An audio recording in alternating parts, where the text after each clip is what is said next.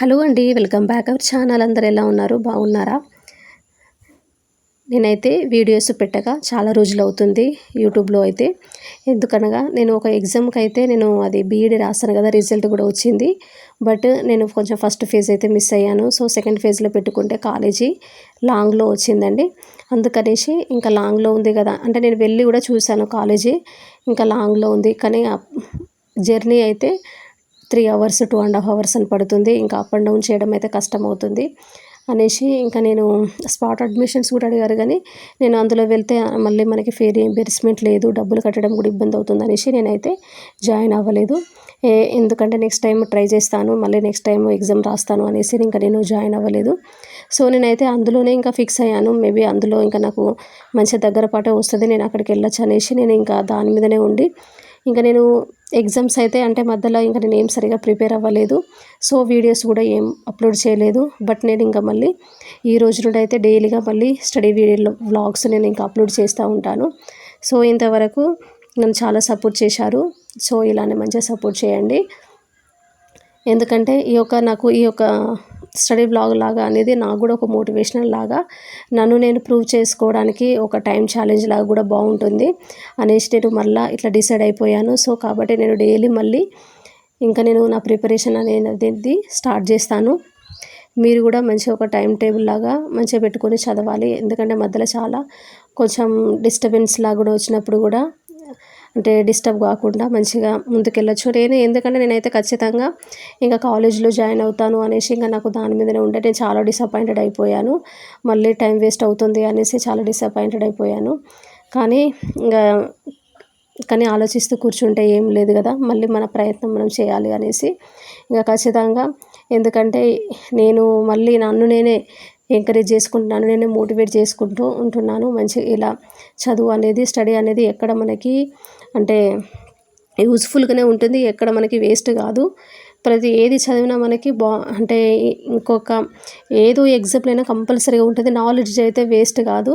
కాబట్టి మనము ప్రైవేట్గా చేసుకోవడానికి కూడా మనకి ఉపయోగపడుతుంది.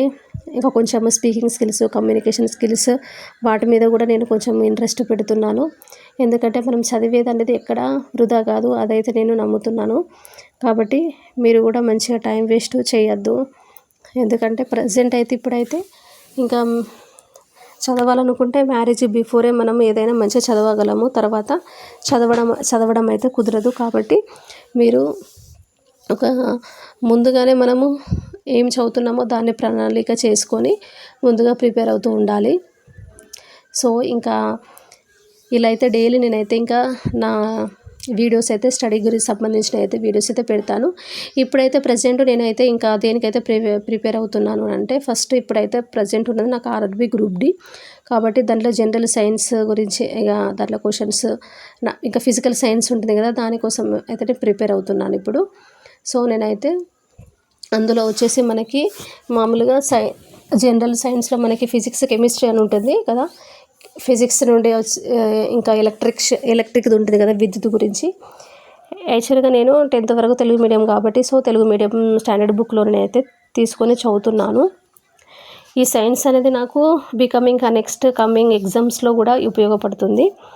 కాబట్టి ఒక్కొక్కసారి అనిపిస్తుంది మనము ఒకటి చూజ్ చేసుకున్నప్పుడు జాబ్కి దాని ప్రకారమే అదే చదవాలి అనిపిస్తుంది. కానీ మనకి ఒకటే చదివితే అని అందులోనే వస్తుందని లక్ ఉండదు. సపోజ్ మనం వేరే ఎగ్జామ్కి ట్రై చేసినా కానీ లక్ ఉండొచ్చు కదా. కాబట్టి మనము మిగతా ఎగ్జామ్స్ కూడా అంటే అవి కూడా చెప్పాలంటే కామన్గా ఉంటాయి సబ్జెక్ట్స్. కానీ ఒకటి అట్లా సబ్జెక్ట్ అనేది కొంచెం డిఫరెంట్గా ఉంటుంది, కానీ కామన్గానే ఉంటుంది మనకి. కాబట్టి ఎందుకంటే ఇప్పుడు జనరల్ నాలెడ్జ్ అయితే మనకు ఎందులో అయినా వస్తుంది, అదైతే మనకి టైం అయితే వేస్ట్ కాదు. ఎగ్జాంపుల్గా నేను అట్లా చెప్తున్నాను. ఇంకా కరెంట్ అఫైర్స్ కూడా మనం డైలీ ప్రిపేర్ అవుతుంటే కూడా ప్రతి ఎగ్జామ్లో కూడా మనకి కరెంట్ అఫైర్స్ అయితే అడుగుతాడు, అది కూడా ఉపయోగపడుతుంది.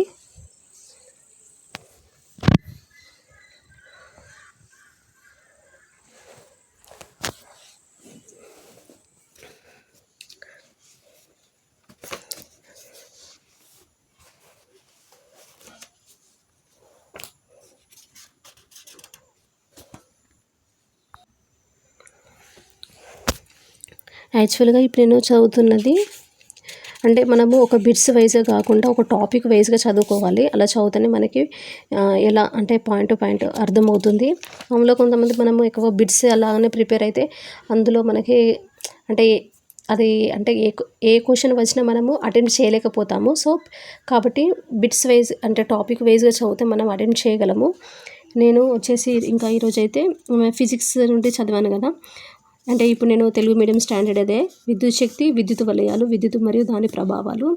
ఖచ్చితంగా మనకి గ్రూప్ డీల నుండి ఇటువంటి టైప్ ఆఫ్ క్వశ్చన్సే అడుగుతున్నారు. అంటే ఇందులో కంపల్సరీగా మనకి ఉంటున్నాయి కదా క్వశ్చన్స్.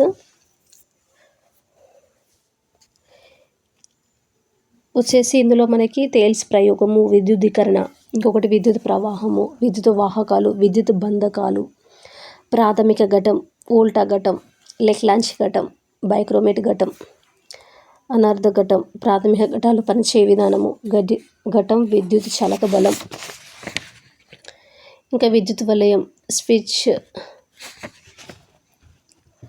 నెక్స్ట్ ఇంకా వచ్చేసి విద్యుత్ విశ్లేషణము, విద్యుత్ విశ్లేషాలు, ఎలక్ట్రిక్ బల్బు, సోలినాయిడ్, గాల్వనోస్కోప్, విద్యుత్ అయస్కాంతము, టెలిగ్రాఫ్. అంటే ఇది ఏంటిదో మనకు తెలిసి ఉండాలి.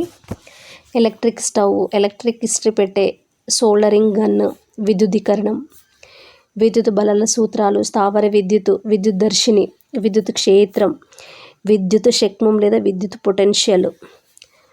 నెక్స్ట్ శక్మాంతరం అంటే దీన్ని వోల్ట్ మీటర్ అనే పరికరంతో కొలుస్తారు. ప్రవాహ విద్యుత్తు, క్షమశీలులు, కెపాసిటర్లు, పొటెన్షియల్, విద్యుత్ చలక బలం, విద్యుత్ వలయం, నిరోధం, ఓం నియమం, వాహకత్వం, ఓమియ వాహకాలు.